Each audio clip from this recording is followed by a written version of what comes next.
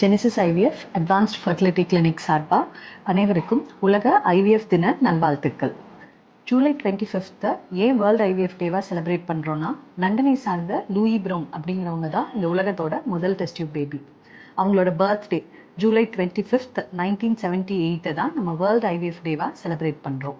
இன்னுமே நம்ம சொசைட்டியில் ஐவிஎஃப் ரிலேட்டடாக ஐவிஎஃப் ட்ரீட்மெண்ட் சம்மந்தப்பட்ட நிறைய சந்தேகங்கள், ஹெசிடென்சி, நிறைய மிஸ்கன்செப்ஷன், மித் நம்ம சொசைட்டியில் ப்ரிவேல் ஆகுது.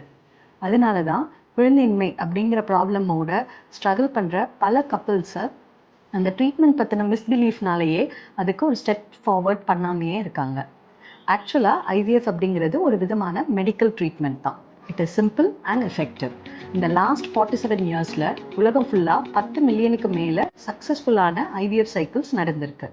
இந்தியாவில் மட்டும் பார்த்தீங்கன்னா வருஷம் 2லேருந்து 2 லட்சம் ஐவிஎஃப் சைக்கிள்ஸ் நடக்குது. More then 1 lakh healthy babies IVF ட்ரீட்மெண்ட்டில் டெலிவர் ஆகுறாங்க.